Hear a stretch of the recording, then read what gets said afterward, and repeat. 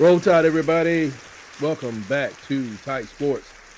Usually, I would have already released the post-game interviews because, in the DeBoer era, anybody and everybody can jump in front of a microphone and say whatever they want to say, win, lose, draw, failure, collapse, praise, or whatever.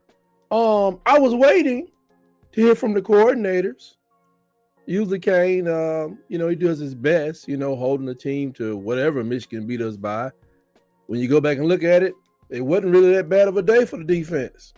Yeah, could have stopped from scoring a touchdown here, but when you're dealing with a short field all day, it gets difficult. But where was Slick? Slick still on January, what is this? Watch one, act right. On January the 5th, Slick has not stood in front of a camera like a man and addressed whatever that was he called an offense. Didn't even try to discuss, what happened to his quarterback. So what I do have why he didn't run the ball or why people weren't throwing. Anyway, what I do have here is the DeBoer post game. I didn't want to just post it and keep going. I wanted to analyze what the coordinators had to say, but all I'm left with are the words of the head coach, the man in charge, the man who brought us Slick. I mean, not only brought him from another school, I think he packed him on his way out from Washington. So let's just check out Coach DeBoer and see what he had to say following the loss in the RELIAQUEST Bowl debacle. Jeez. Where we at here? You got to keep building. Continue. Nope. Got to back it up a little bit. All right, guys, we are joined by head coach Kalen DeBoer. We'll have Coach make an opening statement. Please raise your hands for questions. We're going to try and get through as many as we can in a short. Shut up, man. Let the man talk. Coach, whenever you're ready. Yeah, you bet. Congrats to Michigan here. Obviously, we dug ourselves a hole in the first quarter. The turnovers. Dig yourself a grave, bro. It's more like a grave. Get the cement ready. Somebody. Don't even worry about them little vaults that they use for the casket. Just get the cement ready to cover this thing up. You dug a grave. Gave them great field position. Thought our defense did a good job.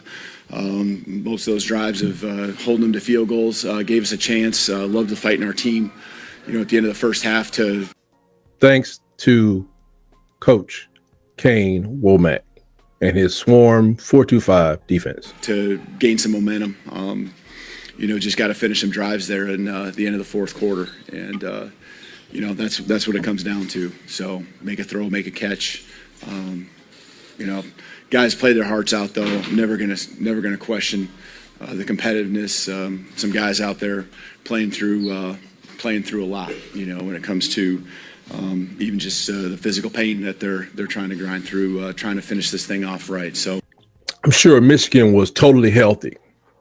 They had no aches, no pains from a long season. They were just like, they were out there like they just, I don't know, like they've been off for 6 months. Feel for those guys. Want the guys that obviously are going to be coming back to remember this feeling, remember some of the feelings throughout the year. But we gotta keep building, continue to move forward. Continue rebuilding. Thanks, Coach. With that, we'll start with Chase. Here on the right. No, Mike, go ahead. Early in the fourth quarter. Sorry about the audio questions. The answer is the only thing that really matters. Was there strong consideration? Because all of us Bama fans, we got the same questions. So, which maybe could have made a difference later. Yeah, you think about it. Felt like at the time, and obviously now we know that he can kick the one at the end. From that distance, just felt like we were on the fringe of really what the percentages were. Understanding who we are, and again, it sounds like you don't have confidence in your kicker, which I do. I don't. But just felt like we can convert a 4th and 7, and or was it 4th and 7? Yeah, 4th and 7, and so. Unfortunately we didn't, and felt like the passing game when we were executing, which that's the big part of it, right? We can find a way to convert and get the ball in the right guy's hands and let him go make a play. Go with Nick, staying on the right side. Kalen, you decided to stick with Kalen even after that first quarter. What went into that decision and kind of how did you go through all that? Well, I think there were some elements that played. I know even the pick, that's a really nice play. You throw it maybe 2 inches out further, and it's a catch for us. And I'm not sure if we run out of bounds or what there, but they made a nice play. And you guys were there. You saw the elements on the snap. I mean, you got to field it. You can't turn it over. They struggled, I think. Fortunately, they had the field position. Fortunately for them, they had the field position where they didn't have to really press until the rain kind of moved through. But does anybody get the feeling he sounds like a basketball coach? I feel like I'm in a basketball press conference, like listening to Nate Oates and the pressing, and they got the ball, and they had the advantage, and they forced a really good play. Man, them people got manhandled, whether it was hurt, trained, healthy, unintelligent, geniuses, whatever we was doing. I saw people getting thrown around. I saw people losing confidence. If this is a basketball game, I'm like, yeah, them dudes. Hey, dude had handles. He a freshman, but he was a real one. He was a real one. That certainly didn't help us and kind of dug ourselves a rut. Had to play a little different style again.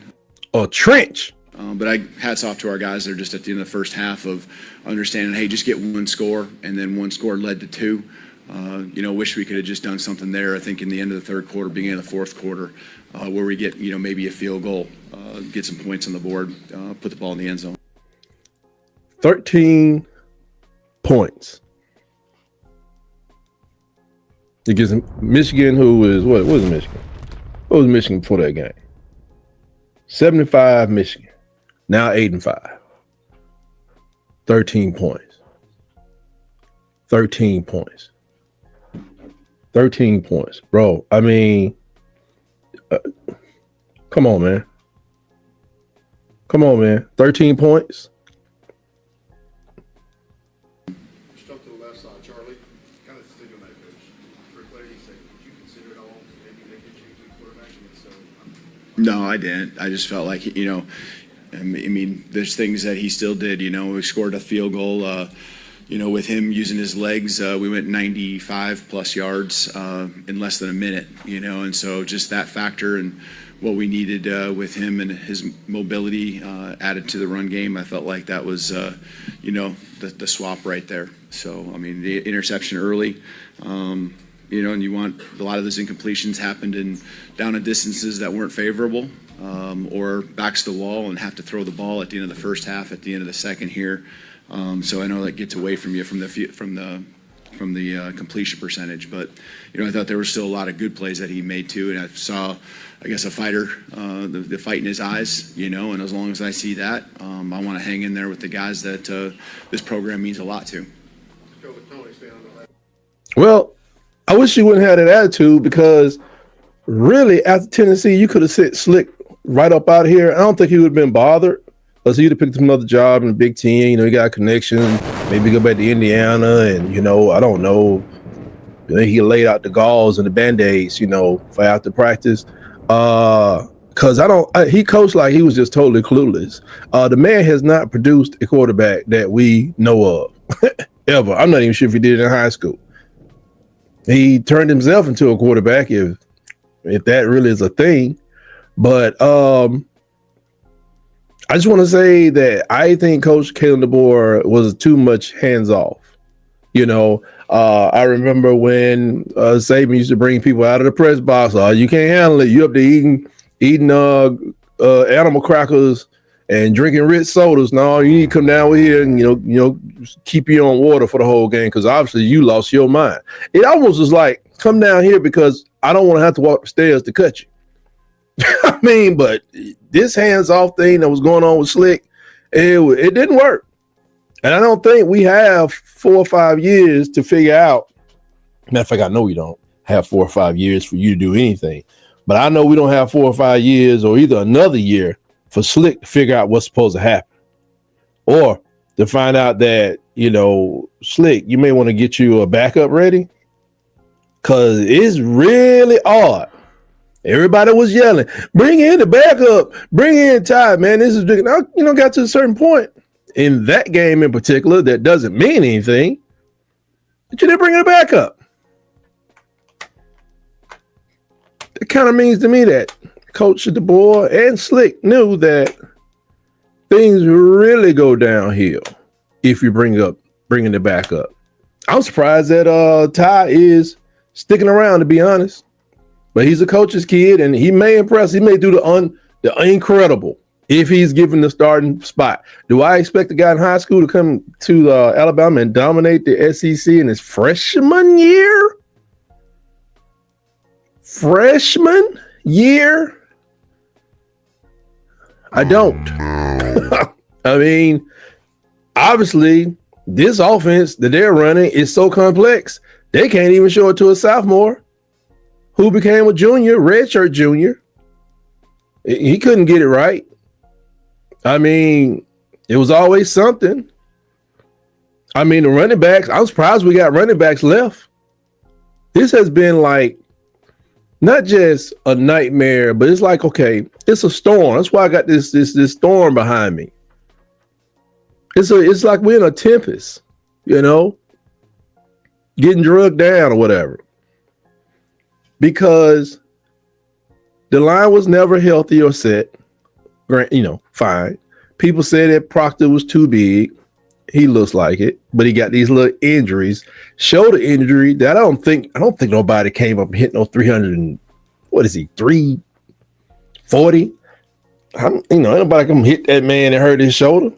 Probably get the same pains I got. He's sleeping on his shoulder and he's too doggone big. Somebody said he was 370.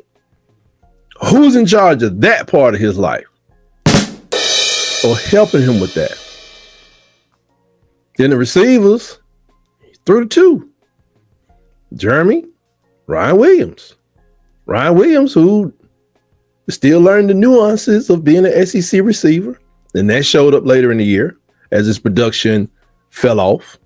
Then Jeremy's came up because he do understand the nuances of being a college receiver. What about the other guys? Three just walked out the door. Pretty good programs. 3 experienced receivers left. They have no faith in whatever Slick is doing. 3 people, by the way, who I think Jeremy's leaving.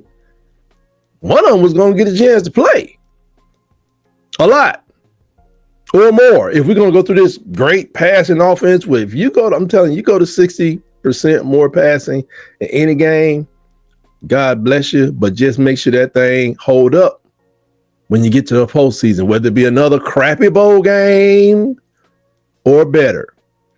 Because people are going to say, oh, he said they're going to the playoffs next year. I usually give keys to victory. Now I'm going keys to what they bet not do. Next year, I'll be doing keys to, it won't be keys to victory. It'll be like what they bet not do in this game. I'm going to have a top 5. What they bet not do. I better write that down. I'm going to forget it. That's going to be my segment. What they bet not do. The lack of depth at receiver, you guys didn't really go to the running game as much. Was that just because they were chopping you, or what was the reason for you only had carries by running back? Yeah, I mean, I think that, you know, they're one of the top 5 rushing defenses, and I know that there's personnel on both sides, both teams that were different maybe from what you would see in the regular season, both us and them. But, you know, I think there was certainly part of our game plan to where we felt we needed to spit the ball out and get the ball in the right guy's hands and, you know, try to do that. And you know, whether it was slipping or incomplete passes, some of those plays didn't get executed the way that, you know, you practiced them for the last 2-3 weeks. So, you know, yeah, there were some runs that I think Jam at the end of the game poured up in there at the end of the first half. I really thought he did a nice job getting us out from behind our end zone there. So, you know, he ran hard, and, you know, I think just having a little bit of a balance was important for us in this game, just because of kind of who they were and a little bit of what we felt we could do to attack them. Going to the far right, Matt. Kalen, do you think this season was successful?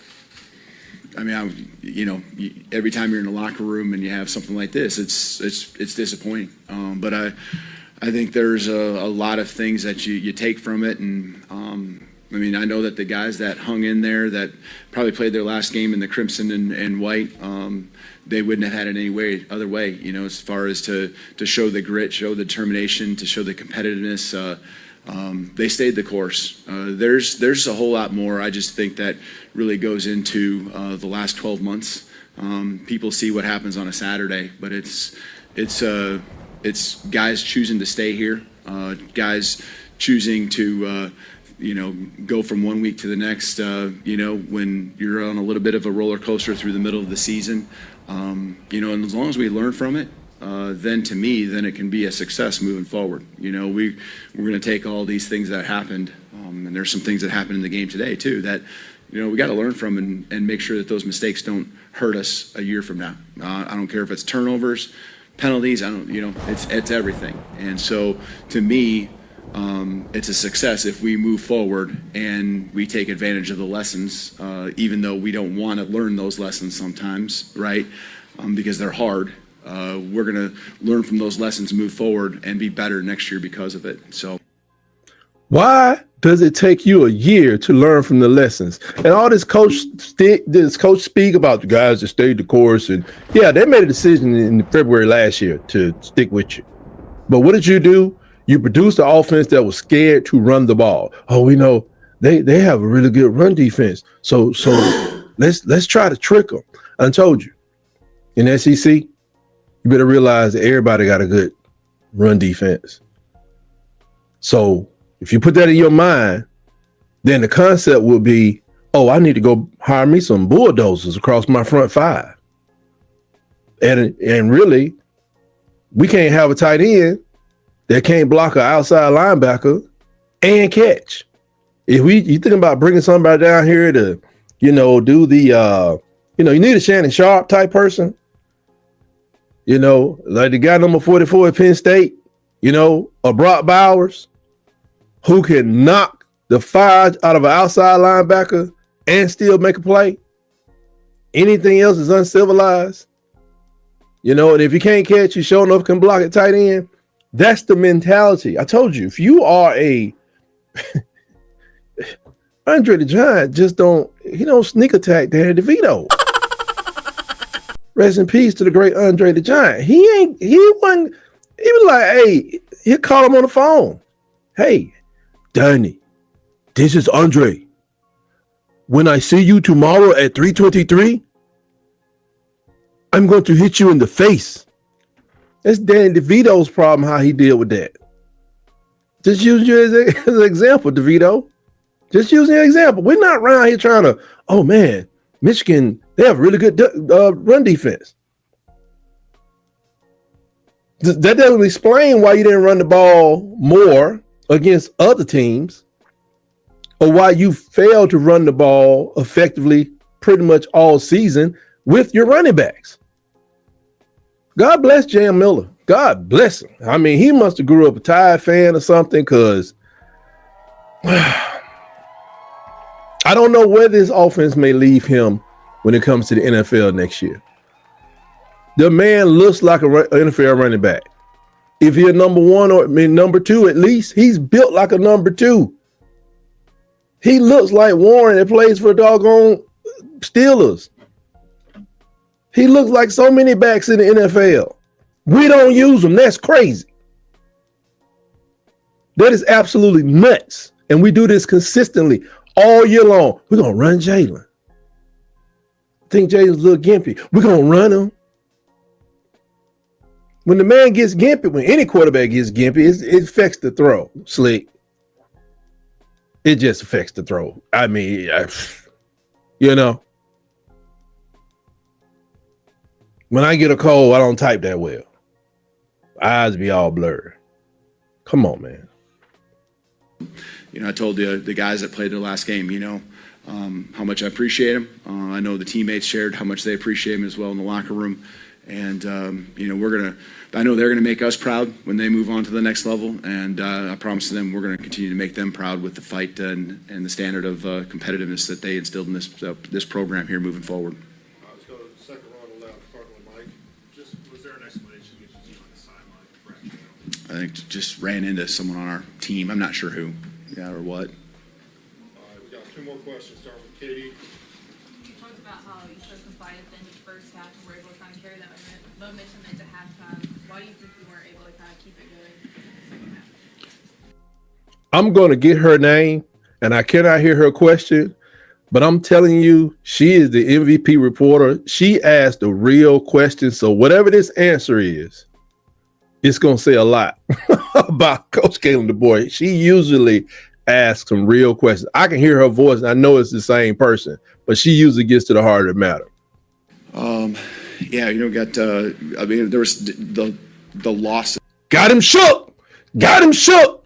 Were the ones that hurt us. A sack, you know, being behind the chains. That's what they thrive on, right? Their defense does a good job of thriving on, you know, being physical, force you into down distances where you're behind the chains. And, you know, when that happened, it's tough to overcome against a team that understands their identity, plays team football. We knew the game would get shrunk down. We needed to kind of knock out the first quarter, which you can't do because that's part of the game. And all of a sudden it takes on a different, you know, game of its own because you're down 16-0. You know, you're just fighting, scrapping, and trying to give yourself a chance like we did at the very end. All right, last question, Colin.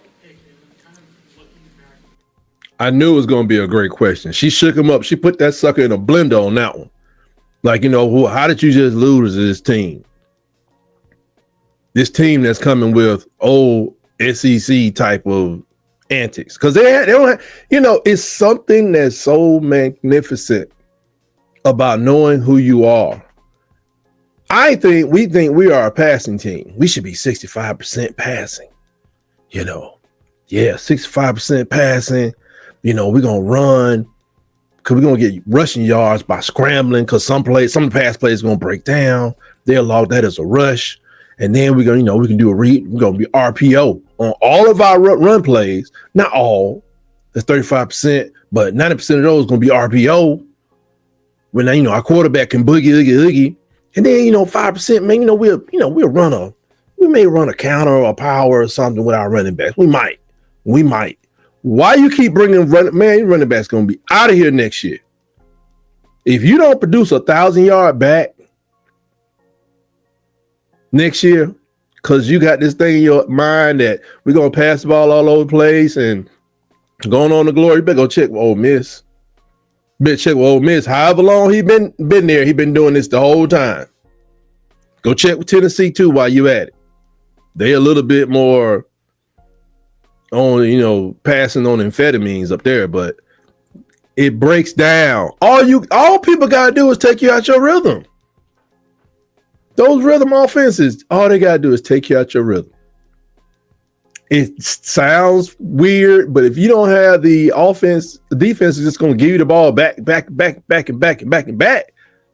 gonna get out of rhythm. So then you get somebody that wants you to go three, you ready to go high powered. This got, I don't know, Ty Simpson, Keelan Russell, whoever. I will say Lonergan, but he dipped. That bud thinking about himself. I don't blame him. Take care of mama, boy. Take care of mama. God bless. You think you about to go 60 passes and 22 rushes and all this stuff, and you meet that one team who has a good guard, a competent center, and a tackle, and they go 3 yards and a cloud of dust. 3 yards and a cloud of dust. And even though they don't score, by the time you get to the middle of the second quarter, you realize they've had the ball for like 18, 20 minutes. And the score is like 3-0 because your offense comes out and zip, incomplete, zip, zip. One first down maybe, but most likely incomplete. They go sit on the bench, go watch videos on their 3 plays that fail and wonder what happened. And it just keeps on going. And you get to the third quarter and those 4 people, the running back and those 3 linemen It's eating you up in the third quarter. Next thing you know, you have lost the game, 19-13. Jalen hasn't announced his intention in terms of what next year looks like, but looking back at your time with him, how have you Man, get some better mics how have you seen him kind of respond to for the reporters. the face of your first program? Yeah, well, I think everyone would probably share the same feeling I have, is that, you know, I mean, the guy always speaks about the team. He always speaks about his teammates. You know, it's not about him, and he leads that way every day, you know, in our Milroe. And, you know, when you're the quarterback of any football team, the eyes are always on you, and especially when you're at Alabama and you're going through some ups and downs once in a while in the course of the season. It takes on a heavy burden sometimes, and he's just steady. He stays the course, and you know, I guess you know, the fight in him, the ability to move forward. I thought that is something, even in the midst of times when he maybe didn't make a play that he could have made or wanted to make, or even a mistake, you know, which everyone's going to make a mistake here and there. I thought that's one area where he's really improved, especially the last half of the season. And I think our guys appreciate that in him. I think that they have taken that, we've taken that on as a team too, and always trying to move forward, even when we're not perfect. Thanks, Coach. You do that. Thanks. Roll Tide. For Alabama media, our players are now available outside.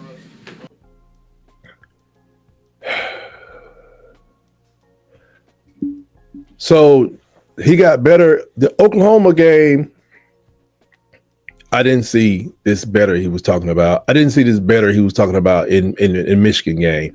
I don't know if it was a case of just, you know, we'll find out. I don't know if it was just like, you know, okay, he regresses, or if he gets what you told him, or they pressure him to stay in the pocket, or if he's hurt. But I'm telling you this, he shows up that combine, he runs a 4.3. He launches the ball 60 yards, 70 yards, and somebody catches it. And he goes and he works with the people on VR. He works on everything that University of Alabama could have paid for him to be a better quarterback coming out of last year into this year.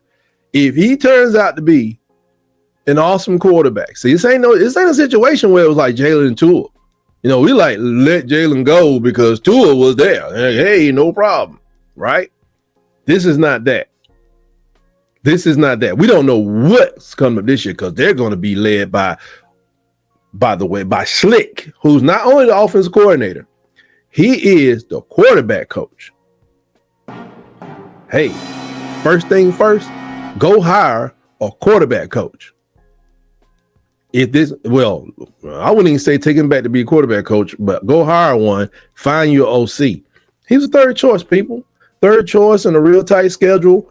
And I'm thinking they should just have a replacement lined up. But is he going to be dedicated to Slick? But anyway, Jalen's going to go on. He's going to do wonderful things because he's going to get drafted probably by a team that really don't need him yet. And he gets a chance to work on it, you know, work on those mistakes, you know, work on the fact that the center don't know when he really wants the ball. And he can work on catching the center snap, which should come probably at the same speed in most cases, but either way, you got to catch the ball. And I don't think anybody in the NFL wants him to rush the ball more than their starting tailback. So he's going to be okay. But as for the University of Alabama, all this sticking with people, man, it's going to get you burnt. You didn't get Slick up out of there. This was a miserable season. I got to the point where I couldn't tell what you was going to do from one game to the next. You know, I kind of knew what Womack was going to do. I knew what he was shooting for. It was pretty consistent. But Slick Sheridan, whether it came to passing, rushing, I didn't know who was going to do what from 1 minute to the next. I just knew we were going to be throwing to the same receivers. Our main rusher was going to be Milroe. And we were not going to be running the ball with Jan Miller or Justice Haynes, who's now with Notre Dame. You're going to get run out of town. I'm telling you. And I think if you don't turn it around, I think you can. You got to make some changes. Some real changes. You got to make some commitments. because the teams you've played that beat you are probably going to get better because of you. Vandy will be back. South Carolina's definitely going to be back. And Oklahoma, they'll be back. Some that you slid by, they'll be better. So you got to determine what you're going to do with all this again, with all this great talent coming in. Maybe these will be more like your guys, the guys I can just talk to and they just understand what I'm saying. They just implement the things that I say. I don't have to really raise my voice, so I can just draw it on the board and they get it. And they know that toughness is reserved for the field, but we don't have to sit here in the classroom and fuss and cuss at each other. I hope you're right. I think you can do it. But right now you look shook. You look shook every time. Look, man, go back to the thumbnail. The man has shook. He has several shook faces that he's displayed this whole year. When he gets in the press conference, he comes in with that all shucks, Opie Taylor look on his face. I know you're shook. So shake it off. Go work out yourself. Get in there in the gym and hit it and go sit down with Saban. Go talk to whoever, mentors you have or wise counsel that you have available to you, because this was trash. That's right. Trash. Everybody else can go 9-4. Well, there's about 10, 12 programs that cannot. You happen to be the coach for one of them. It's too much money at stake. I'm just tell you, I got you going 10-2. Well, I got you just being devastated in year 3, because that's when people gonna stop supporting you. And I ain't talking about the people that spending $200 at Yale, Alabama to join that thing. I'm talking about people with real money. So get yourself together, Coach DeBoer. Get yourself together, because we're going to be watching real close now every move you make for the rest of your time at the University of Alabama. And that's all I have. And always remember, roll, tide, roll.